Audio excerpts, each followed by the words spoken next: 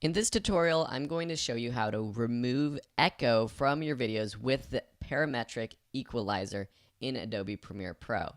So I have this clip of Will Carnahan, my buddy, teaching people food photography. So if I take this Parametric Equalizer effect and drop it on this entire clip, you'll see that it pops up in our audio effects, and we can click Edit to open up the options. This is similar to the old EQ effect, in the sense that you have your frequencies on this graph and then the decibel level or the gain level on the left hand side. So if we take any of these points, we're picking a frequency and increasing or decreasing the settings. There are some preset effects or presets for getting rid of different things or for enhancing different sounds, such as acoustic guitar, rap vocals, vocal enhancer. For removing echo, though, what I'm going to do is do it custom. So the way I'm actually going to find the echo and try to reduce it is to pinpoint the frequencies that are really affected by the echo. And to do that, I'm going to click on one of these points and actually increase the size or increase the loudness of it. But when I do that, it brings up the loudness of a lot of frequencies. So I'm going to adjust the width.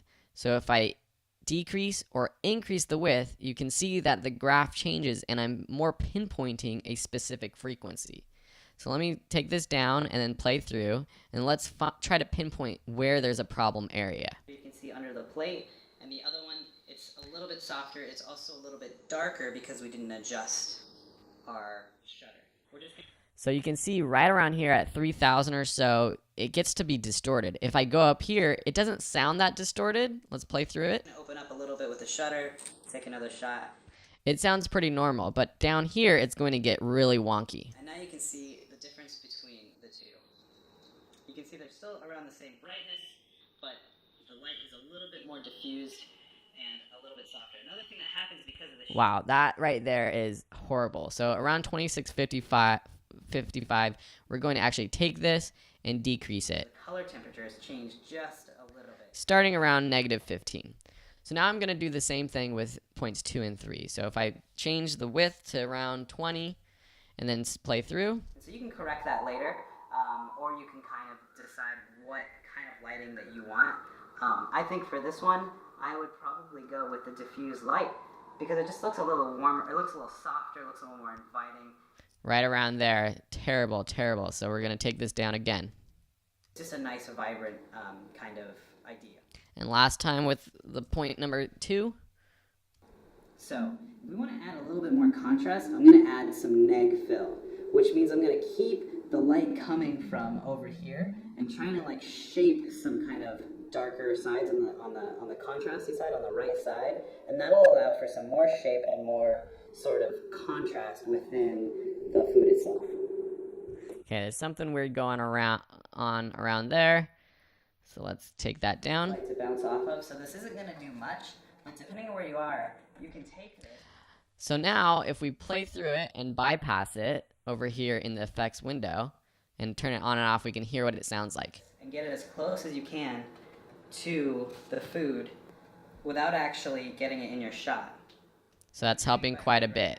Until I get into my frame. So let's decrease these just a little bit more. I'm going to go ahead and take a photo with the same settings.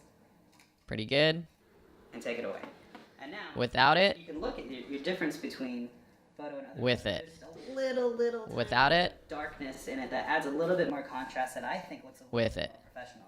So you can definitely tell that some of that echo has been reduced. Now, echo is one of the hardest things to remove as a video editor or audio editor, but it can be removed. And another thing about this clip is this is not the microphone we're actually using for this course. We used a lavalier microphone. This is just the microphone from the camera. And so that's why this audio isn't good in the first place. But in a pinch, if I had to use this audio, this is how I would fix it. There's other things that I could do with the parametric equalizer to make this sound better. Maybe cutting out some of the lows and the highs with this low cut and high cut.